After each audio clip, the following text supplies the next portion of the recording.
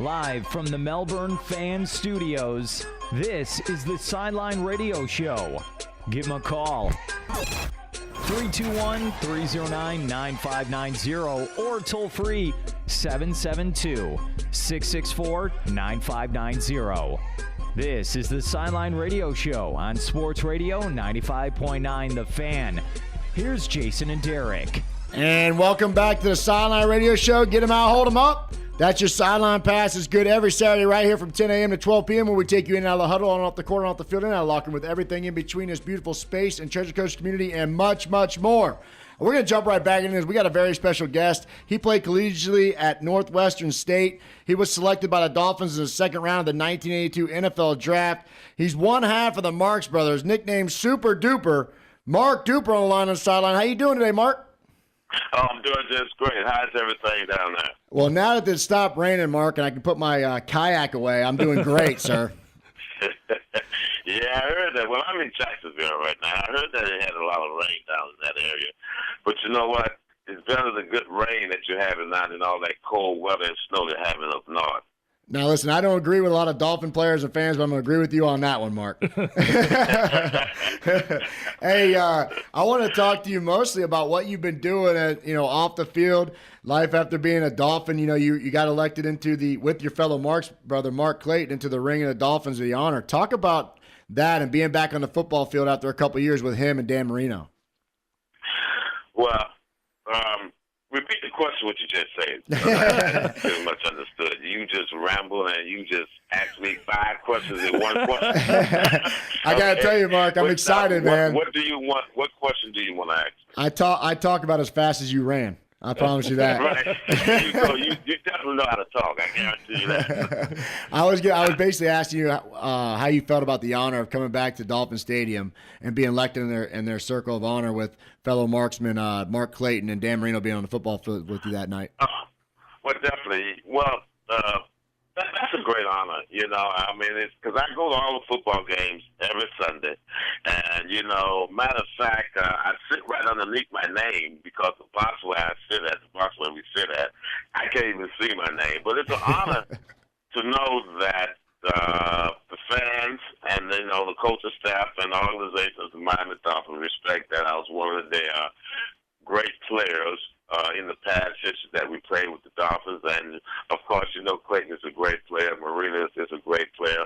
Of course, everybody knows that Mark Clayton and Mark Duper made Marino. I agree. I think somebody's going to say something about that. Listen. But we see each other. We call each other all the time. Matter of fact, as soon as I get off the phone, I got to call Clayton because I got to go and pick my team. Uh-oh. What Clayton and we do is every year that we pick every week. We pick the teams and see who wins the most games. And this year he beat the crap out of me.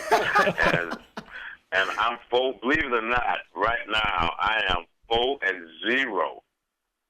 I mean, no, 0-4, and he's 2-2. He's beat me in the playoffs now. So, I guess I say Clayton, I guess I'm just have to pay for your kids' college. You keep beating me up like that. Well, hey, we're in the same boat together, Mark. I went 0-4 last week as well, so don't feel too bad.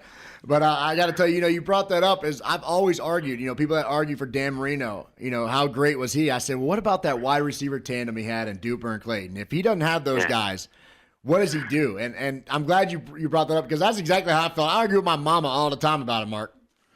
Well, I tell you, now, we complimented each other, Right. I mean, we like to joke about it. I like to joke about it. Dan Marino was a great quarterback. Dan Marino is in the top 5 greatest quarterback in the NFL. We had a situation that when Dan came in, him and Clayton came in together. I was already there 1 year. We all was young players, and we connected so well together. It was just like magic, I can't explain that. But as we got older and as we learned the game, Clayton and I and Dan worked our butt off at practice. Right. And that was really kept us going for a whole decade. I mean, you just think how many receivers that 2 receivers played for a whole decade for one quarterback and on the same team. Not very many of them. You got some of them that's 8 years, some of them that's 7 years, but you never see how many that's 10 years. Starwood and, no, not Starwood, who was it? It was Terry Bradshaw, Lance Swan, and them played 8 years together. Yeah. That's amazing. What a repertoire you guys had together. And like you said, it was almost like a family. You were together so long. You guys knew what each other were thinking. That had to show on the field. Right. And it's a great feeling, you know. It's a great feeling, you know. I'm like I always say, I'm blessed to get drafted by the Miami Dolphins in 1982 in the second round. Now, we're part of CBS Sports, and the show before us, Moose and Maggie, had Darryl Green on today. And I was like, oh, I got the guy who burnt him long. He's coming on my show today, Mark Duper. Talk about that big play, how you got behind Darryl Green. Well, the thing is with Darryl Green, don't get me wrong, he's a Hall of Famer. He's a great cornerback. But everybody on that field does have a weakness. I mean, I explored Darryl Green weakness because Darryl Green is like how would you call it? Basically, he is so fast and so confident in his cover, he takes every move that you give him. Now, with his speed and with his confidence of covering people, I had just about the same speed he had, and it was hard for him to recover because that's how I beat Darryl Green. Yeah. Darryl Green, I would make an out move, and Darryl Green try to get underneath me, and when he finally realized that I'm not going out to be too late, I'd be 2 or 3 yards down the field. That's how we beat Darryl Green because we know that he's very aggressive. And we called that from the TV watching it a touchdown. There you go. You get aggressive. You know what? Once you got a quarterback like Dan, knowing that's one thing that Dan did so well. I can probably count on one hand how many times he missed me when I was wide open. On one hand in 10 years. Now that's a good count. That's amazing over 10 years. Right, because we'd be wide open, and Dan said he'd be so scared. He said he just tried to pinpoint it, and that's how we made our money. That's how we played our game. Receivers this time of year, receivers that's this year now, it's like a scramble, quarterback scramble. They get open. Right. I have yet to see any receiver in the NFL run routes to get open. To get open and give the quarterback a 7-step drop, receiver run a 20 yards out, bam, the ball's there, tap your feet, go out of bounds. We used to run routes. So that's what was so great about the Marx Brothers. We ran routes, and we ran our route, and what we did that we rely on Dan to get the ball to us, not in a scramble. If you ever notice that all the big plays now that's going on in the NFL, it's a scramble. That's it. Right. But Dan dropped back. I run my takeoff. A touchdown. Ain't gonna be no scramble. We talk about it all the time, Mark, about how they just don't run the precision routes anymore. Yeah, and that's where I was going to ask you that question is you got when you guys had 3rd and 14, you'd run a 15-yard out, or you'd run the route for the first down. Now they drop it 3 yards and try to get the yards after the catch. Why is that? You know what?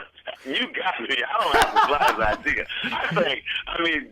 Making common sense that you practice these things. Like we used to practice it, like you say. If it's a 12 yards we need, we would run a 15-yard route, which we had that. If it was 3 yards or 6 yards, we run an 8-yard route. Why? So in other words, I guess that the quarterback drop back, gets the ball to him, and then you got to make the first down. No, I'd rather catch the first down. Thank you.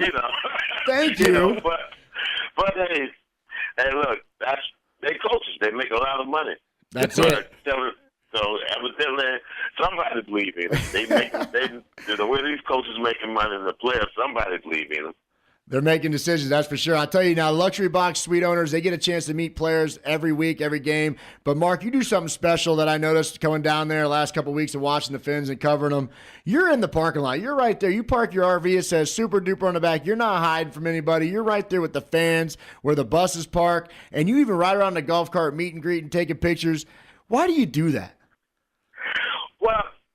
Well, first of all, you know what? As a ex-Miami Dolphin player, then the way people would remember me and keep remembering me is by us mingling and us, you know, hanging out with the fans. Right. I mean, let's face it. You guys know me not because I was born in Louisiana, went to Moorville High School. I didn't play high school football. I played basketball and ran track.